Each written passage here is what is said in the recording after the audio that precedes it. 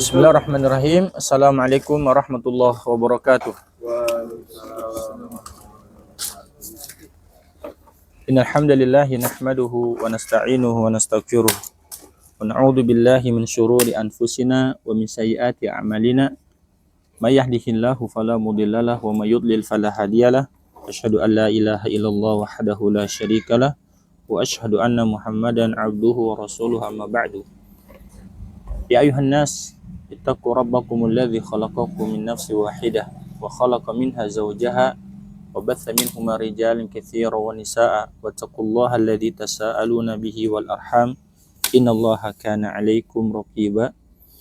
Ya ayyuhalladzina amanu taqullaha wa qulu qawlan sadida yuslih lakum a'malakum wa yaghfir lakum dhunubakum wa may yuti'illaha wa rasulahu faqad faza fawzan 'azima. Amma ba'du, fa inna asdaqal hadithi kitabullah wa khairul hadi hadi Muhammadin sallallahu alaihi wasallam wa syarrul umuri muhdatsatuha fa inna kulla muhdatsatin bid'ah wa kulla bid'atin dhalalah wa kulla dhalalatin finnar. Teman-teman sekalian, ya adik-adik yang sedang PKL, kita bersyukur kepada Allah Subhanahu wa taala masih diberikan kesempatan oleh Allah untuk beribadah, ya, untuk melakukan kebaikan, ya. Dan nikmat yang paling besar yang Allah berikan kepada kita adalah keimanan. Iman. Tanpa iman tidak ada artinya dunia seisinya ini. Bahkan orang-orang kafir pengen mereka beriman sesaat saja di dunia. Untuk apa? Masuk ke surga. Tanpa iman gak akan pernah bisa mendapatkan kelezatan akhirat. Ya, iman, kenikmatan paling besar yang Allah anugerahkan kepada seseorang, al-iman. Ya, ini taufik dari Allah Subhanahu wa taala.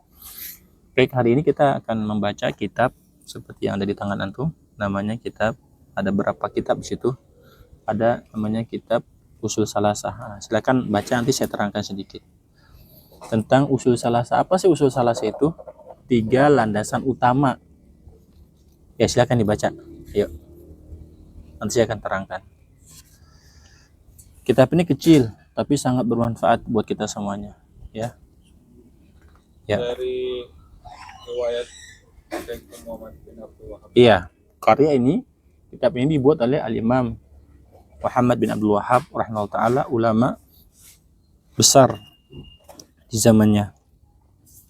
Beda dengan kita hanya berapa ratus tahun saja. Dan beliau ulama Mekah dan Madinah dan ulama dunia, terkenal namanya. Dan sejak kecil sudah hafal Quran. Ayahnya, kakeknya ulama besar semua di zamannya. Silakan. Ayo baca, yang keras suaranya. Tapi yang baca? Dari Syekh. Iya. Baca supaya kedengaran nanti matanya. Tempelin. Ada, tempelin biar kedengaran. Karena ini kan direkam. Manfaat nanti, insyaallah. Ya. Dengarkan materinya. Nanti kalau nggak ngerti tanya ya. Bismillah. Syekh Muhammad bin Abdul Wahab rahimahumullah. Mujadid abad ke-12 Hijriah. Apa arti mujadid? Pembaharu. Apa sih maksud pembaharu? Ya.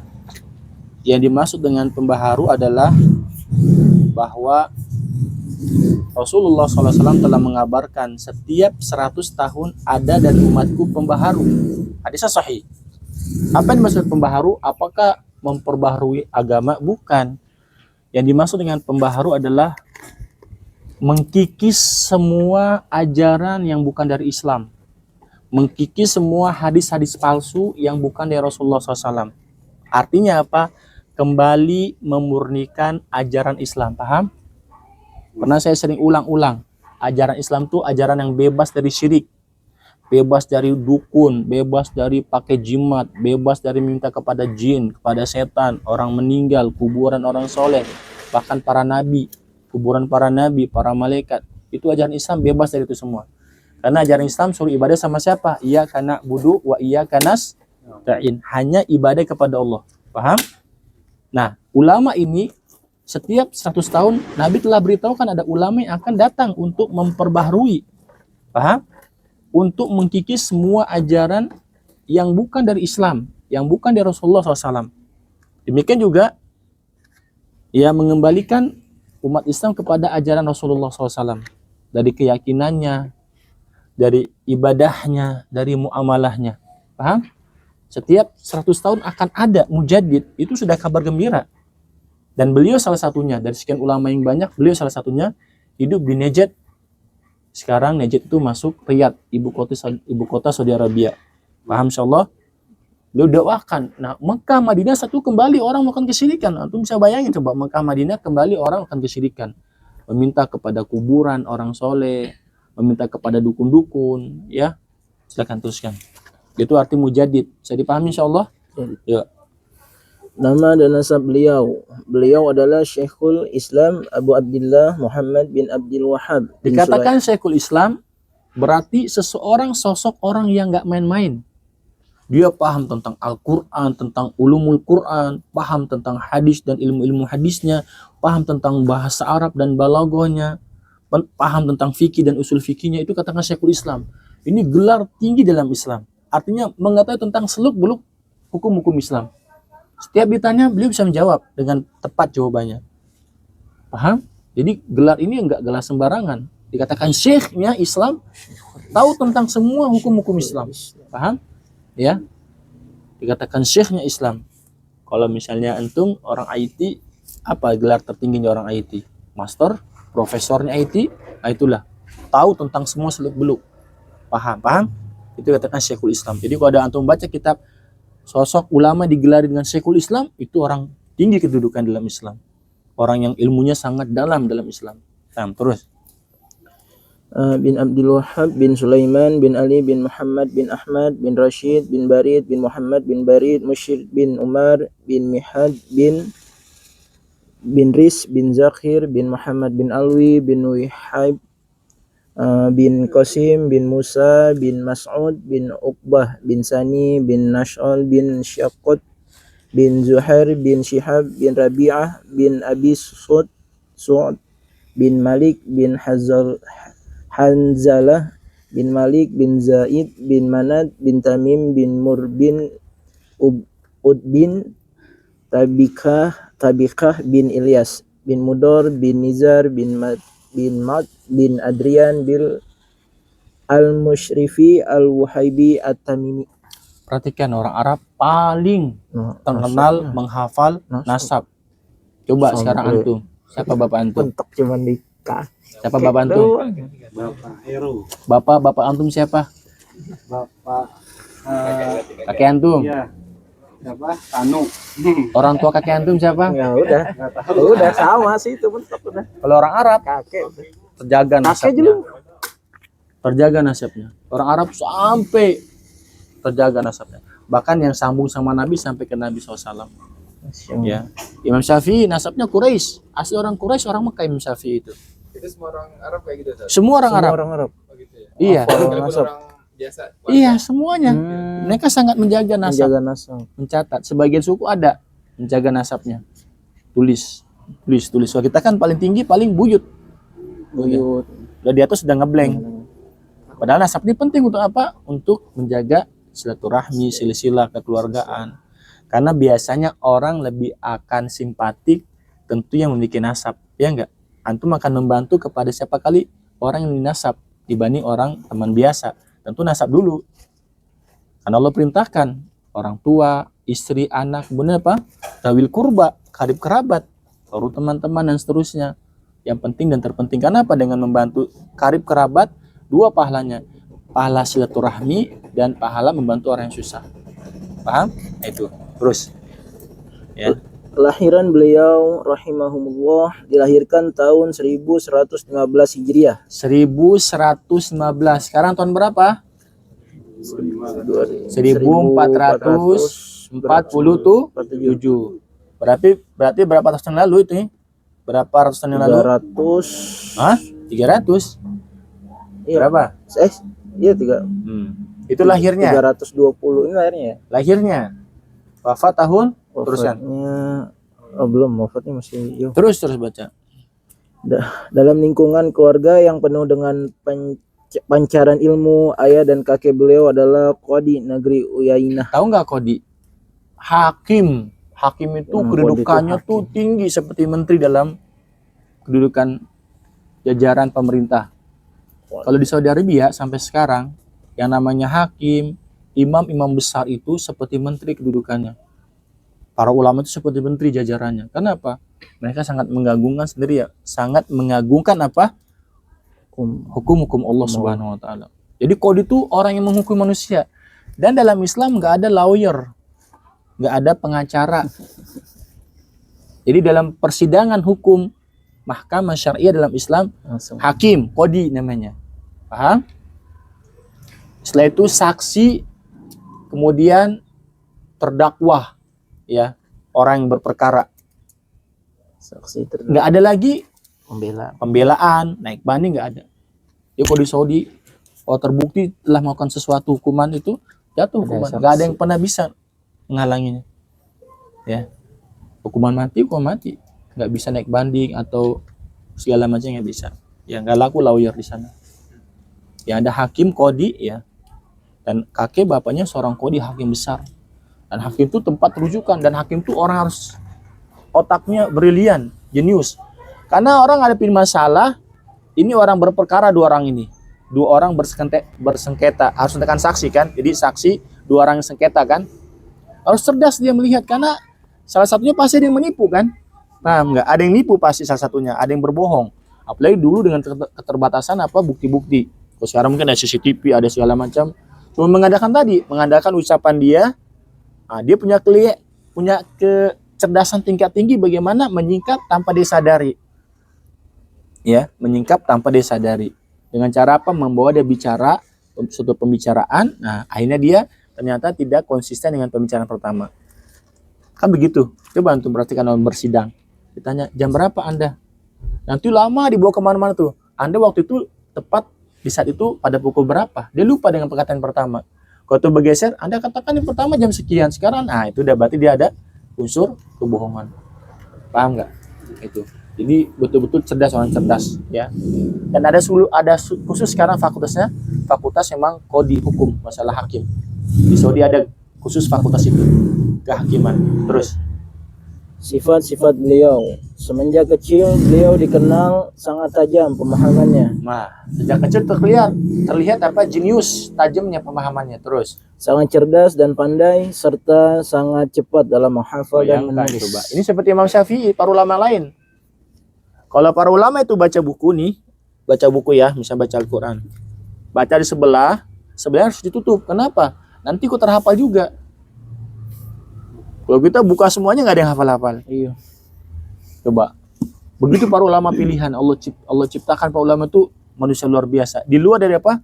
Dari jangkauan manusia. Standar manusia. Bahkan lebih cepat dari komputer kecepatannya. Ya, jadi mereka kalau menghafal, subhanallah, nggak lupa. Baca cepat hafal, baca hafal. Sekali baca hafal. Kita berapa kali baca? Butuh 10, 20, 30, 40, 50, 60, 100 bahkan baru bisa hafal. Ya, silakan.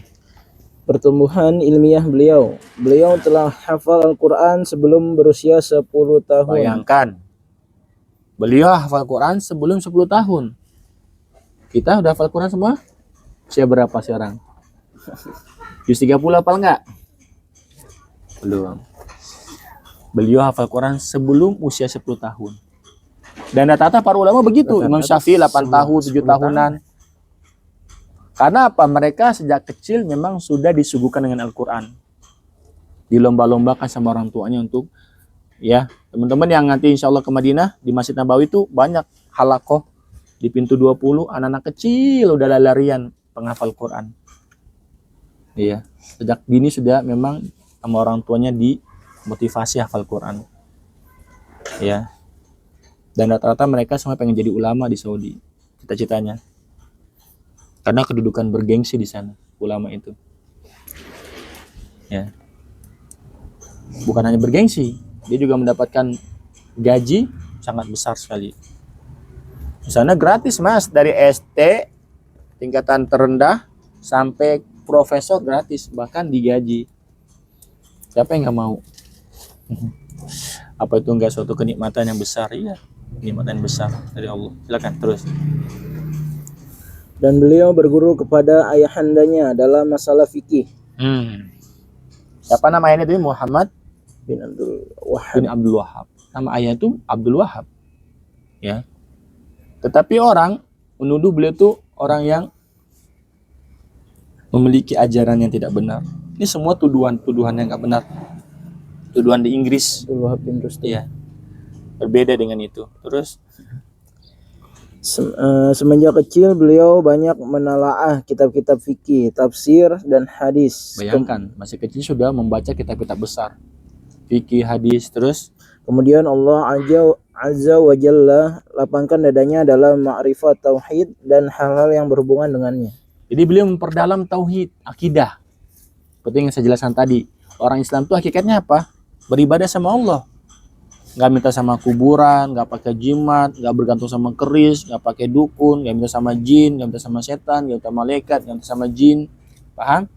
Dia sama siapa? Allah, iya, karena budu, iya.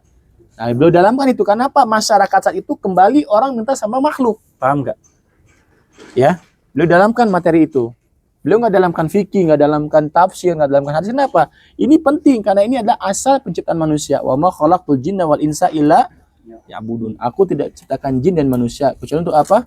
Beribadah kepada Allah Subhanahu wa taala. Tujuan kita ada di dunia itu untuk itu, beribadah. Ya. Makanya kitab ini akan kita gandengkan nanti kenapa 3 inti masalah tentang Islam, tentang Islam, tentang agama, tentang Allah, tentang Islam dan tentang Nabi Muhammad. Karena 3 ini akan ditanya seseorang dalam apa? Dalam apa? Islam, tentang Allah, tentang Nabi Muhammad, tentang agama, ditanya di mana ini? Di mana ditanya? Dalam kubur. Di dalam Kubur. kubur. Marobuk, siapa Robmu? Itu maksud buku ini dibuat. Barzah. Waman nabiyuk, siapa nabimu? Wamadinuk, agamamu apa? Itu semua dijawab dengan apa? Amal soleh. Ya, terus. Beliau begitu bersungguh-sungguh dalam menuntut ilmu. Nah, Di usia beliau sudah mendapatkan bagian yang besar dari ilmu. Sampai-sampai ayahnya sangat kagum kepada pemahamannya dan berkata, "Sungguh aku telah banyak mengambil banyak faidah dalam masalah hukum dari putraku Muhammad." Bayangkan coba, bapaknya ulama, Abdul Wahab. Dia mengatakan justru dia dapat manfaat banyak dari anaknya, padahal masih kecil waktu itu beliau. Subhanallah. Ya, terus.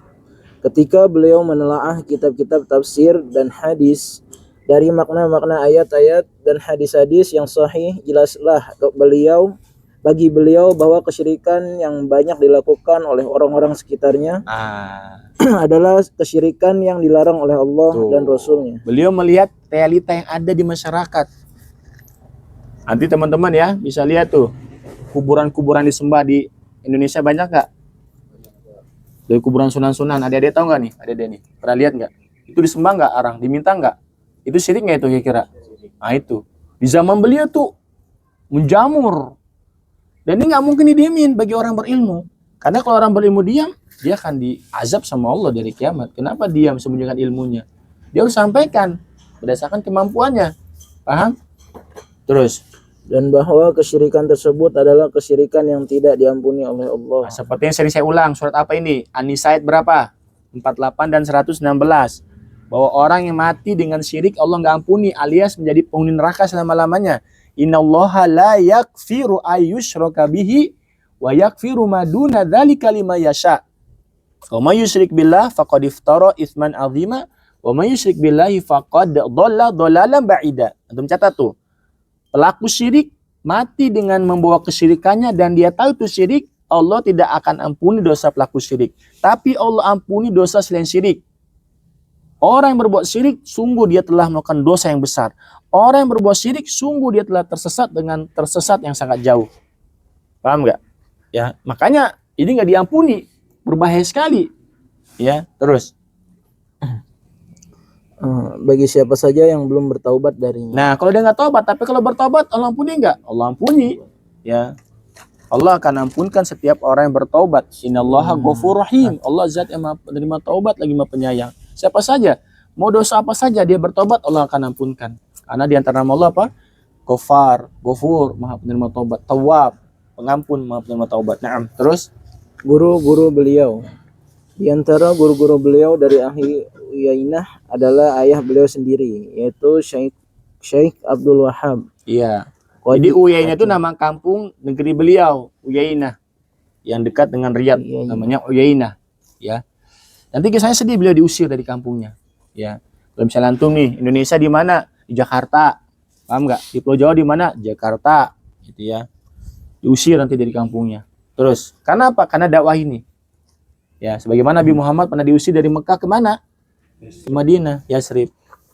Terus, Qadi Hakim Uyainah. jadi beliau qadi hakim, qadinya pembesar negeri yang paham tentang hukum-hukum. Ya, terus. Dan pamannya yaitu Syekh Ibrahim bin Sulaiman. Ya. Adapun guru-guru beliau dari ahli Makkah adalah Syekh Abdul bin Salim Al-Basiri dan yang lainnya. Jadi di Mekah juga beliau belajar. Di Mekah, di Madinah beliau juga belajar. Terus. Adapun guru-guru beliau dari penduduk Madinah adalah Syekh Al-Muhaddis Abdullah bin Ibrahim bin Saif. Terus Syekh Al-Muhaddis Muhammad Hayat bin Ibrahim As-Sindi. Syekh Ismail bin Muhammad Al-Ujluni. Syekh Ali Afandi bin Sadiq Ad-Dagistani. Syekh Abdul Karim Afandi Ad-Dagistani. Syekh Muhammad Al-Burhani. Syekh Usman Ad-Diyar Bakri dan yang lainnya. Ya, jadi beliau belajar di Mekah, di Madinah. Di samping sama orang tuanya, kakeknya ulama, bapaknya ulama, beliau berangkat ke Mekah, Madinah untuk apa? Rihlat talibul ilmi, menuntut ilmu. Kebiasaan para ulama seperti itu. Terus, guru beliau dari penduduk Baghdad adalah Syekh. Baghdad di mana Baghdad? Irak. Irak. Dia juga ke Irak belajar.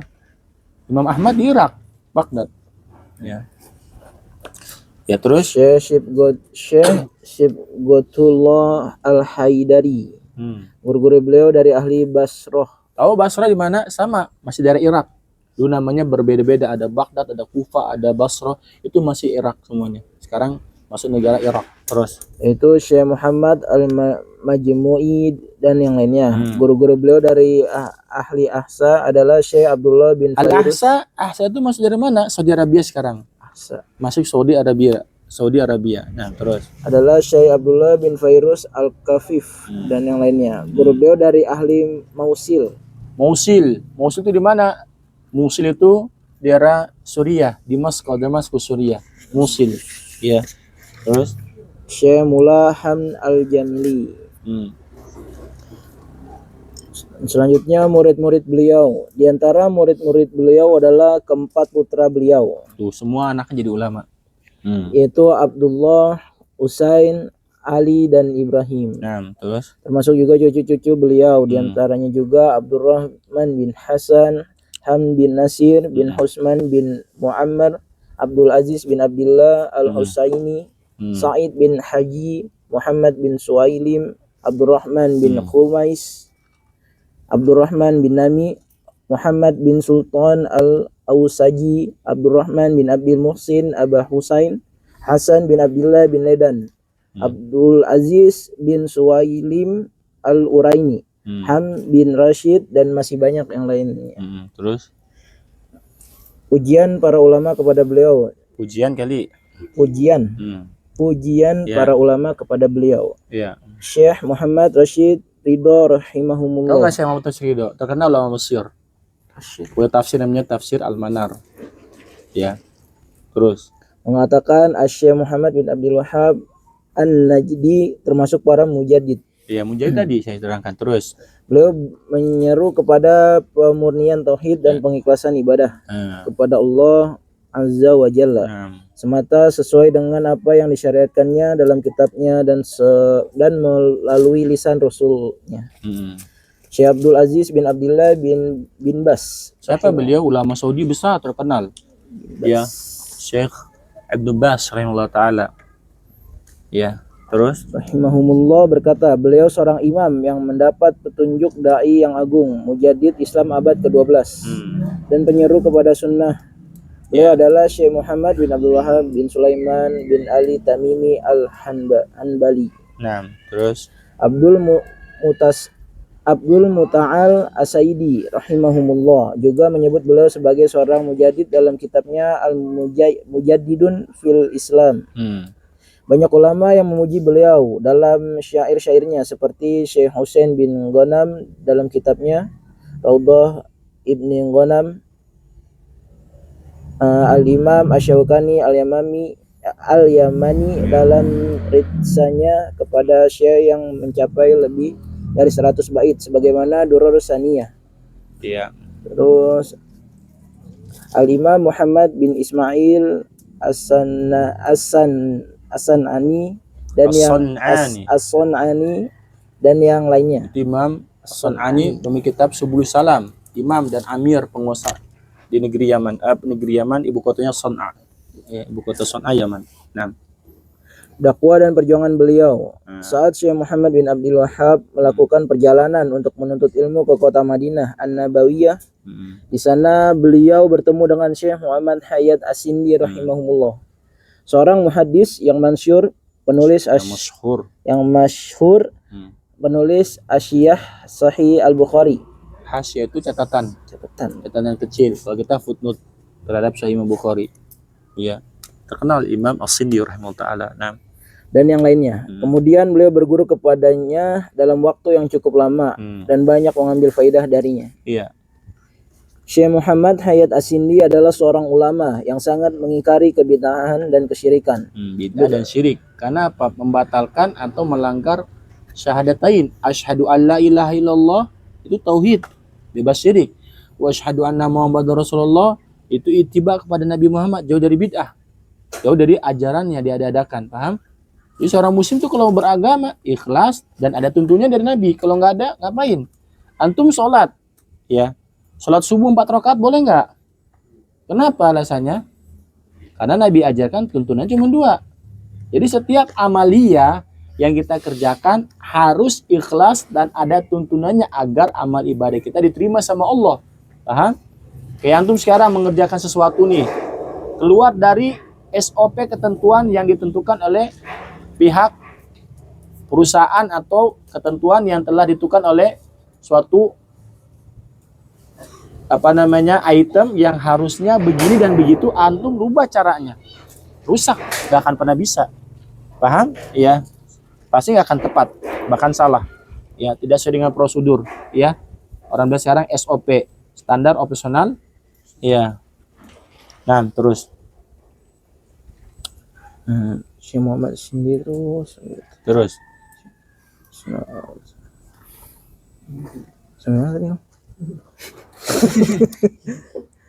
Syekh Muhammad Hayat As-Sindi adalah seorang ulama yang sangat mengingkari kebid'ahan. Beliau juga seorang yang membenci ta'assub kepada mazhab. Tahu nggak ta'assub? Ta'assub itu fanatik. Kayak antum nggak boleh fanatik sama saya. Atau sama ustadz siapa, kayak siapa, nggak boleh. Karena yang wajib kita ikuti siapa? Allah dan Rasulnya, Nabi Muhammad SAW. Antum punya guru antum dari suku orang hitam Afrika, atau antum punya guru orang kulit putih, ya, jangan pernah fanatik sama siapapun, paham nggak? Atau punya kiai, jangan sampai fanatik sama siapapun. Yang wajib kita ikuti fanatiki siapa? Yang wajib kita ikuti Allah dan Rasulnya, paham? Karena kalau kita fanatik sama manusia, besok dia salah kita akan bela, paham nggak? Karena apa? Kita sudah kedoktrin sama dia, paham? Tapi yang wajib kita ikuti Allah dan Rasulnya. Karena keduanya pasti apa? Benar. Kalau guru kita nggak maksum, bisa salah. Kayak saya ini bisa salah. Makanya harus ada pembuktiannya. Paham? Setiap ucapan tuh harus dibuktikan dengan dalil. Misalnya saya ngomong begini, apa dalilnya Ustaz? Saya ngomong gini, apa dalilnya? Supaya apa? Bisa kita yakin itu suatu kebenaran. Kalau nggak ada dalil itu namanya apa? Perkataan yang tidak bisa diikuti. Paham ya? Kayak saya ngomong tadi, syirik nggak bisa diampuni. Mana dalilnya Ustaz? Nah itu surat An-Nisa 48 116. Begitu cara beragama. Ya, Ustaz sholat subuh 2 rakaat, mana dalilnya? Nabi Muhammad sholat subuh 2 rakaat.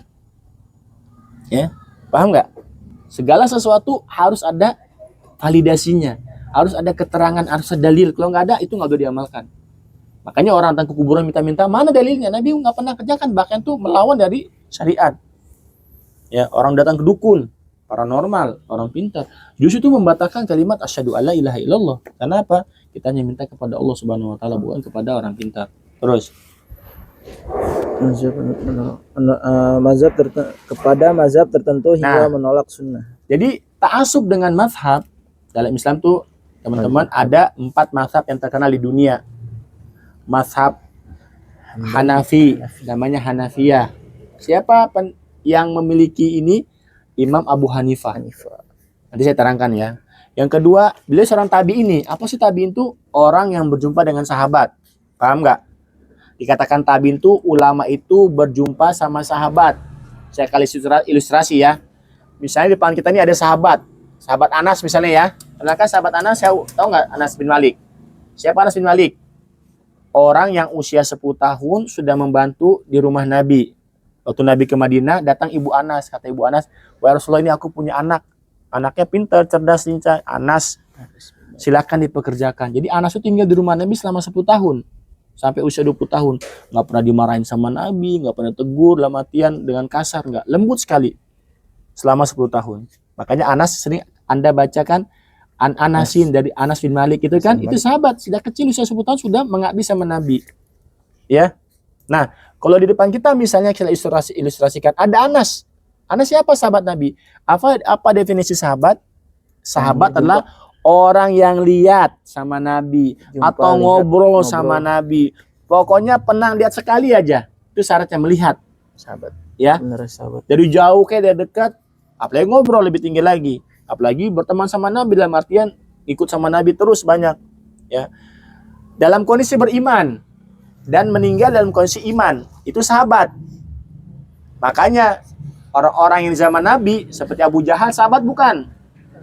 Ketemu sama Nabi kan, tapi nggak beriman, mati dalam kondisi nggak beriman, makanya bukan sahabat, paham nggak? Nah, orang-orang yang datang setelah Nabi meninggal, tapi ketemu sahabat, namanya tabiin. Beriman juga dia, tentunya, paham? Kepada Allah dan Rasulnya meninggal dalam kondisi iman. Ketemu sahabat, kayak tadi, misalnya kita nih semua nih rombongan, ada sahabat Anas di depan kita. Nah, kita semua tabiin nih, sesuai dengan usianya. Ada yang udah tua, berarti tabinya lebih tua, sedang, sama kecil. Paham nggak? Antum punya anak kecil misalnya, itu tabiin kecil, karena usianya lebih jauh dari kita. Yang udah sepuh-sepuh, tabiin besar, karena lebih dekat, banyak sama tabiin, banyak sama sahabat jaraknya, paham?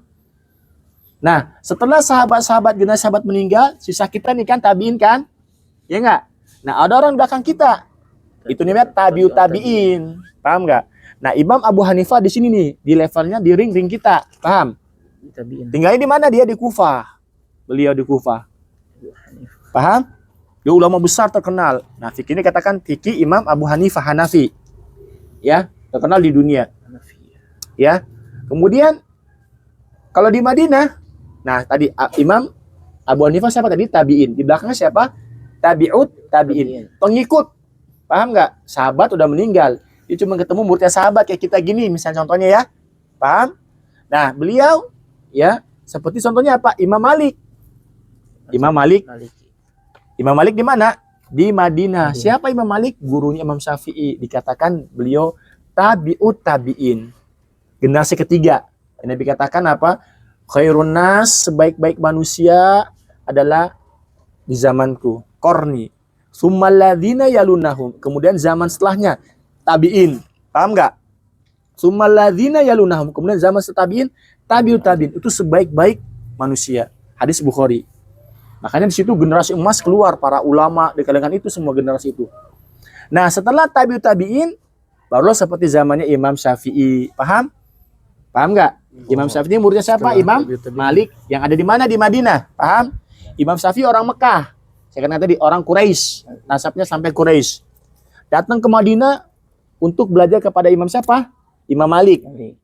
Ya, kenalkan Imam Malik, terkenal namanya Malik, Imam kota Madinah. Imam Syafi'i punya murid, namanya siapa? Imam Ahmad bin Hambal. 4 ulama inilah yang terkenal menggaung di dunia, namanya jadi mazhab. Mazhab Hanafi Imam Abu Hanifah, mazhab Maliki Imam Malik, mazhab Syafi'i Imam Syafi'i, mazhab Hambali Imam Ahmad. Paham? Nah, kita dalam beragama nggak boleh fanatik membela salah satunya. Karena mereka tadi apa? Manusia atau nabi? Kalau manusia bisa salah atau benar? Bisa kemungkinan benar atau salah. Tinggal perlu kita apa? Mencek dan dicek lagi. Dengan apa cek diceknya? Distandarkan dengan Al-Quran, distandarkan hadis. Pertanyaannya, kok bisa salah dalam fatwanya? Namanya manusia. Belum sampai hadis, ngerti nggak? Hadis itu belum sampai kepada mereka. Akhirnya mereka mengeluarkan suatu ilmu, pendapat, ijtihad berdasarkan ilmu yang ada. Kok bisa terjadi? Sangat bisa terjadi. Bahkan bukannya level ini yang dibawa dari tabiin. Bahkan di level tertinggi sahabat pernah terjadi. Contohnya apa? Contohnya saya bawakan. Hudzaifah ibnu Yaman meriwayatkan bahwa Rasulullah SAW pernah buang air kecil sambil berdiri di tempat pembuangan sampah suatu kaum. Aisyah ibu kita tercinta mengatakan apa? Man hadatsakum, siapa yang menceritakan kepada kalian, anna Nabiyya sallallahu alaihi wasallam qama bala qa'iman fala tusaddiquhu. Siapa yang menceritakan sama kalian bahwa Nabi Muhammad SAW buang air kecil sampai berdiri, jangan pernah terima, jangan benarkan. Aisyah melihat apa perbuatan Nabi di rumahnya, paham nggak? Adapun sahabat ini Hudzaifah menceritakan kejadian di perjalanan. Ketemu nggak itu? Iya. Ketemu nggak? Nggak ketemu, makanya sepertinya harus dijamak. Tidak paradoksal. Karena apa? Aisyah hanya menceritakan berdasarkan yang beliau lihat di rumah beliau SAW. Adapun sahabat dalam perjalanannya menceritakan. Paham? Nah itu. Satu sahabat nggak mendapatkan ilmu, satu sahabat lain nggak dapatkan ilmu yang lainnya. Itu bisa terjadi. Umar bin Khattab. Siapa Umar? Yang nempel sama Nabi. Siapa Abu Bakar? Nempel sama Nabi dekat. Tapi Umar pernah tidak tahu tentang suatu hadis. Umar bawa pasukan nih dari Madinah. Mau apa? Mau membuka negeri-negeri Syam. Apa tuh Syam? Libanon, Filistin, Suriah, sama Yordan. Dulu negeri ini jajahan orang-orang Romawi. Siapa Romawi? Rajanya orang-orang Kristen. Paham? Heraklius terkenal rajanya. Di situ ternyata terjadi wabah. Menyebar wabah. Kata Umar, siapa di antara kalian yang tahu tentang hadis wabah? Berdirilah Abdurrahman bin Auf, aku tahu. Bagaimana bunyi hadisnya? Suatu kaum nggak boleh masuk ke tempat yang berwabah. Tapi yang di dalam jangan keluar. Bersabar. Ini Umar nggak jadi masuk. Paham ya? Bisa dipahami ya? Ini selevel sahabat aja. Ada yang sampai, ada yang enggak. Bahkan Umar bin Khattab bergantian sama temennya di majlis Nabi SAW. Dalam menjaga gembalaan kambing. Satu hari ini Umar berangkat, temannya jaga kambing. Besok gantian begitu. Apa yang disampaikan Nabi diterima sama dia. Paham? Bergantian. Tentu yang hadir berbeda sama yang gak hadir. Antum dengar kajian di majelis sama dengan di radio atau di apapun namanya, beda nggak rasanya? Beda sekali. Lebih sangat terang, lebih sangat paham tak kala duduk dibanding mendengarkan. Dan itu keberkahannya berbeda. Ya, bisa dipahami ya. Jadi tak kala ulama itu salah dalam beristihad, Allah ampunkan, Allah maafkan. Berdasarkan apa? Hadis Rasulullah SAW. Idza ijtahadal hakimu, jika seorang ulama dengan ilmunya, ingat ya, bukan orang bodoh, bukan orang, minta maaf, orang majnun ya. Kalau sekarang kan orang-orang gila diciumin tangannya, orang majnun. Sama orang-orang sufi ya. Orang-orang sufi, orang gila dianggap ulama ya. Orang bilang apa namanya? Apa namanya istilahnya? Hah? Waligus. Iya, orang-orang gila padahal nggak pakai baju, ngerokok, gini, ciumin kakinya, tangannya, dikeplokin palanya, pak. Coba, kemana akal sehat manusia? Paham nggak? Padahal Rasulullah SAW orang yang begitu tinggi derajatnya nggak pengen digitukan dan nggak boleh dan nggak mau. Penyembahan, paham nggak? Apalagi kepada orang yang nggak berakal. Subhanallah. Ya Allahu Akbar. Orang yang berakal tunduk sama orang nggak berakal. Subhanallah. Ya. Nah, tak kala seorang hakim beristihad, fa'akhto'a, salah bukan karena kesengajaan. Dalam bahasa Arab, khoto itu misalnya gini nih, saya ambil batu ya, saya mau lempar ke situ nih, gitu ya. Ternyata Mas Ari lewat, kena, tak. Saya berdosa nggak? Saya lempar batu nih, gini kan. Tiba-tiba Mas Ari lewat dari pintu, tak, kena. Enggak. Berdosa nggak saya? Enggak. Itu namanya bahasa Arab khoto. Itu yang doa yang kita ucapkan dalam akhir surah Al-Baqarah apa? Rabbana la tu'akhidna in nasina au akhtana. Ampunkan kami ya Allah kalau kami lupa atau kami mengerjakan bukan karena kesengajaan. Paham? Kita nggak tahu ilmunya, salah, terpleset. Allah maafkan. Nah, ulama itu bukan pengen sengaja menyelisih hadis, bukan. Tapi karena berdasarkan kapasitas ilmu yang ada sampai pada mereka, mereka menjawab atau mereka menulis ternyata salah. Nah, para pengikutnya ini yang terus membela. Masa ulama kita bisa salah? Masa guru kita salah? Masa ustaz kita salah? Udah ratusan tahun masa salah, paham nggak? Ini nggak bisa dibenarkan. Kenapa? Kalau sudah datang nas, kita katakan ulama kita, ustadz kita, kiai kita terpeleset, tergelincir. Tidak ingin sengaja untuk salah, paham? Kita lurusin. Jangan diikutin terus salahnya. Paham? Nah, dikatakan situ bahwa apa? Beliau Syekh As-Sindi rahimahullah taala membenci ta'assub tadi, fanatik. Udah salah dibela terus. Paham nggak? Udah salah nih, dibela terus, orang udah salah. Kenapa dibela? Seharusnya dibetulkan dong kalau salah. Benar nggak?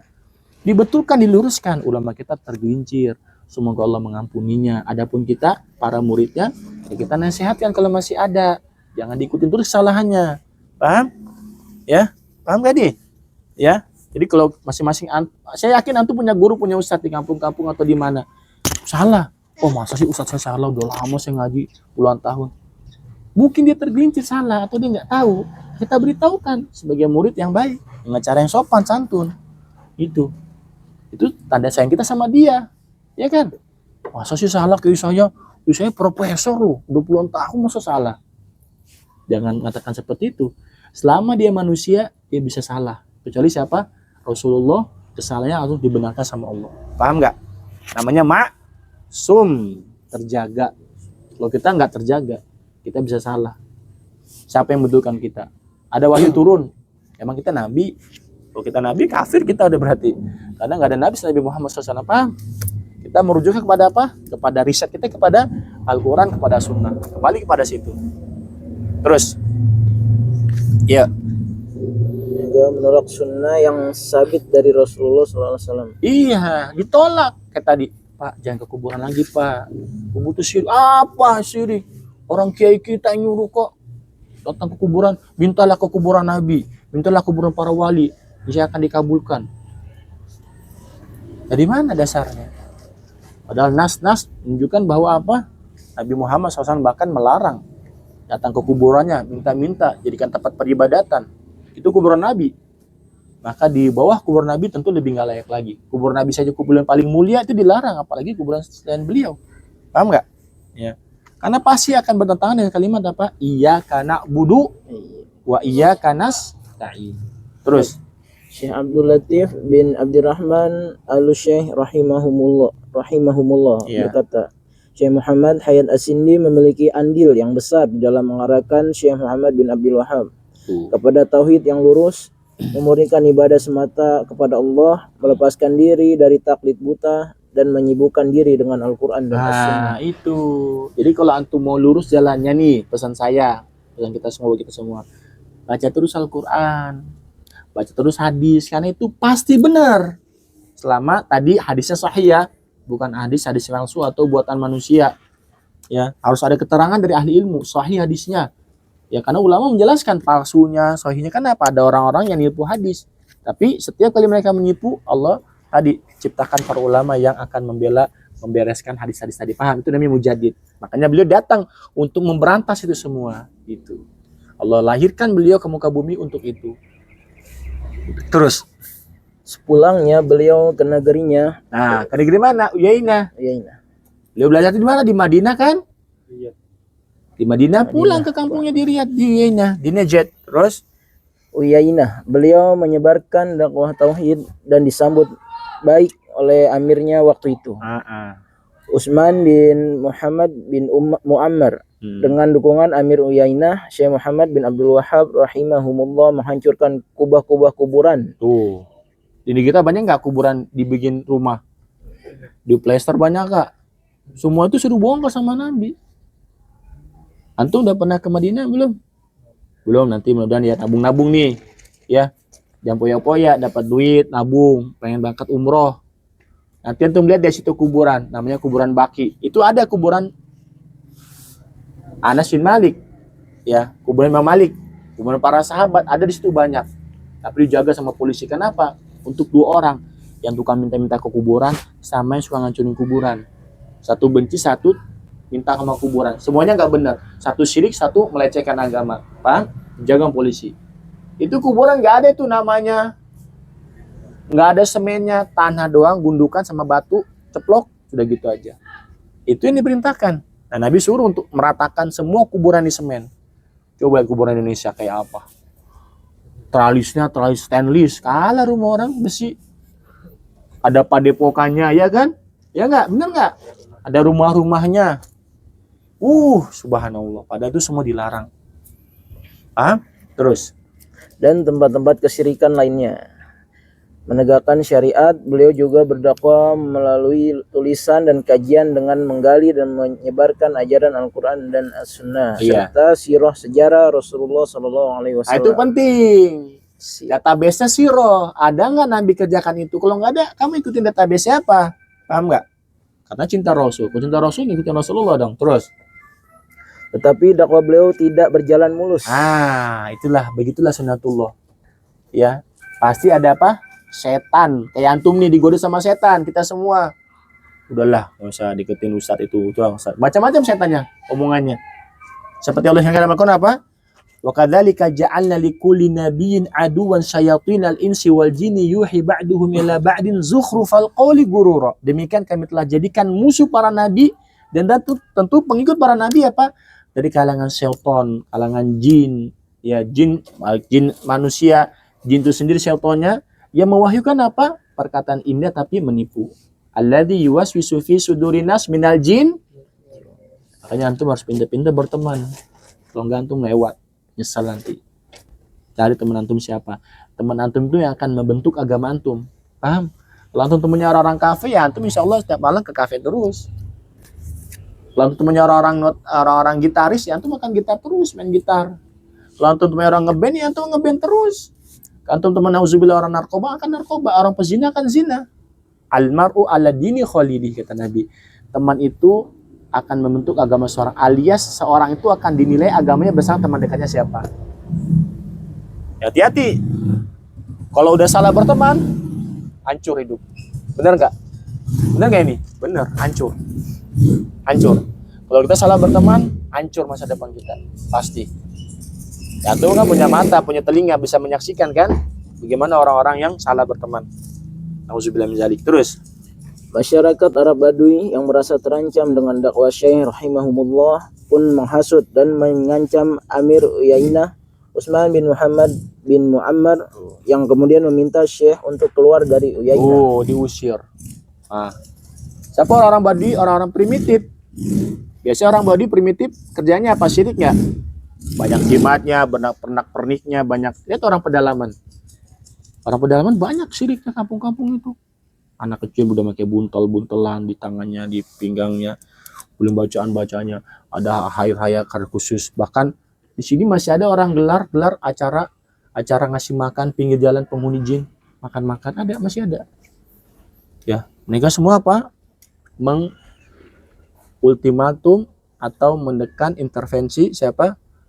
Amir Uyainah. Awas kamu, kalau enggak, itu kalau bahasa sekarang, diancam terus.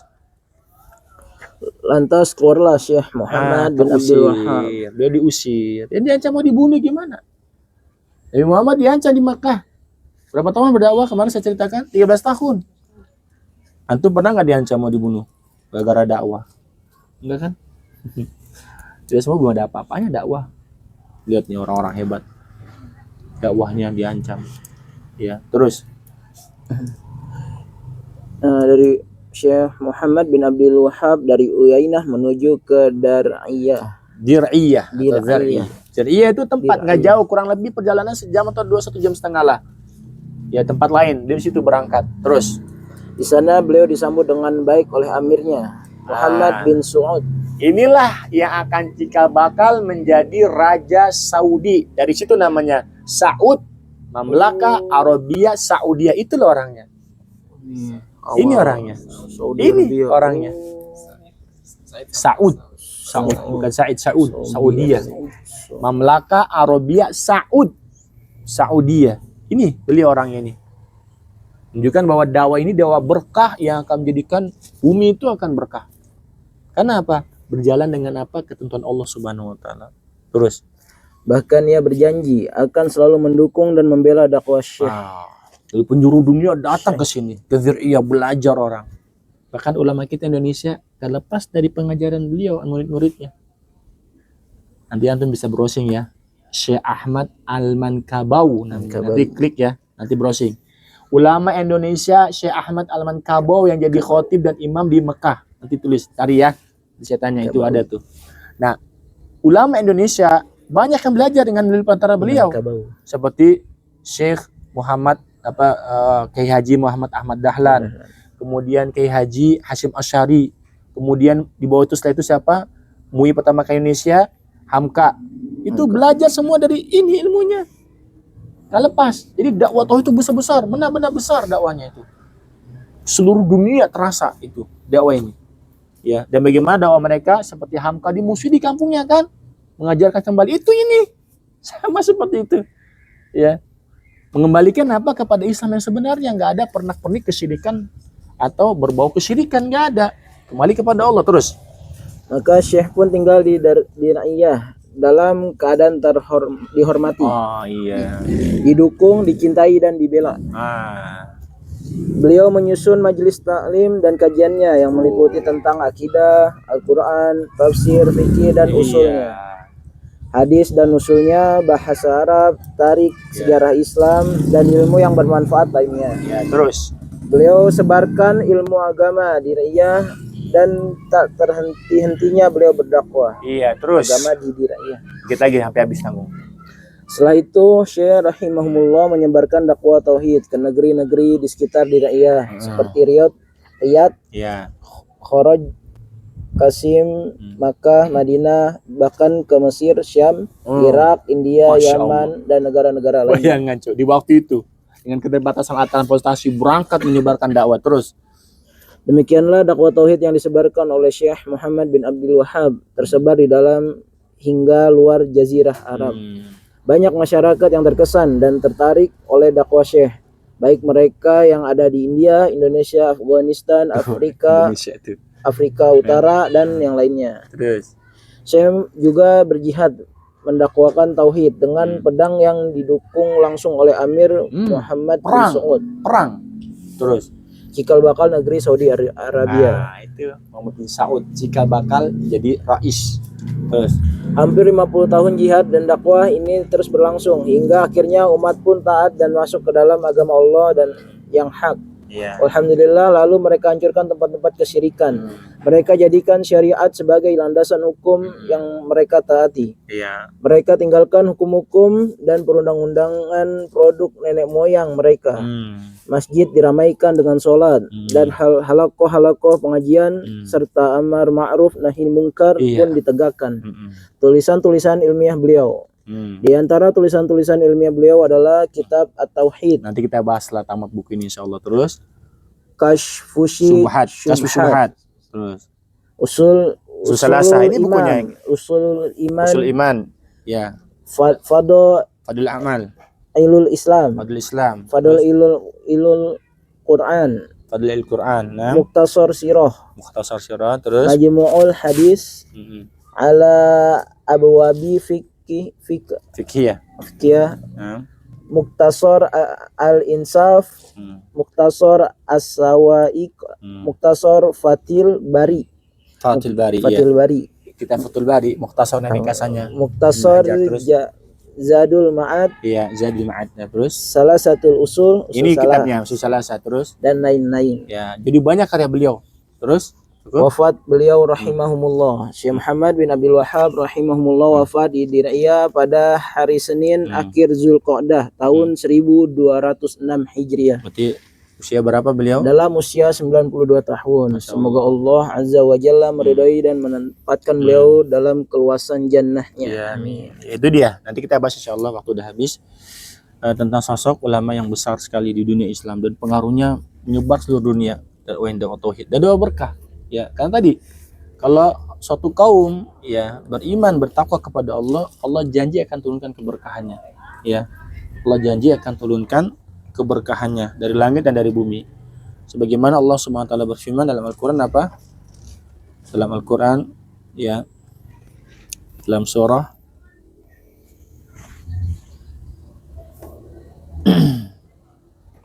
Al-A'raf ayat 96. Walau anna ahlal qura amanu wattaqau la fatahna 'alaihim barakatin minas sama'i wal ardi walakin kadzabu fa akhadnahum bima kanu yaksibun. Sekiranya suatu negeri beriman dan bertakwa kepada Allah, tentu kata Allah kami akan bukakan keberkahan dari langit, hujan yang curah. Kemudian bumi menumbuhkan tumbuh-tumbuhannya. Akan tapi mereka mendustakan ayat-ayat Allah, mendustakan Rasulullah, mendustakan ayat-ayat Allah Subhanahu wa taala. Fa akhadnahum bima kanu yaksibun. Kami azab mereka berdasarkan akibat perbuatan mereka. Itu janji Allah Subhanahu wa taala. Saudi Arabia siapa yang tahu? Gundukan pasir, batu. Ternyata di dalamnya apa? Di bawahnya apa? Minyak semua. Jadi negara terkaya di dunia. Itu keberkahan dari Allah. Apalagi Indonesia ini. Semua ada. Mau cari emas ada, berlian ada, nikel ada, tembaga ada, batu bara ada, mau ikan segede apa ada. Apa kurangnya? Tinggal mensyukuri, tinggal jujur, tinggal amanah dan seterusnya. Berkah, nggak ada kemiskinan. Ya, makanya antum calon generasi itu kebanyakan ini ada ini, ya, agama yang bisa memberantas semua agama, ya, dengan keadilan. Karena agama tegak dengan keadilan, dengan ilmu dan keadilan. Wallahu a'lam bishawab. Ada pertanyaan silakan sebelum kita tutup. Ada soal? Paham insyaallah? Nah, kita akan masuk materi insyaallah di pertemuan akan datang. Subhanakallahumma bihamdika asyhadu an la ilaha illa anta astaghfiruka wa atubu ilaik. Wassalamualaikum warahmatullahi wabarakatuh. Waalaikumsalam warahmatullahi wabarakatuh.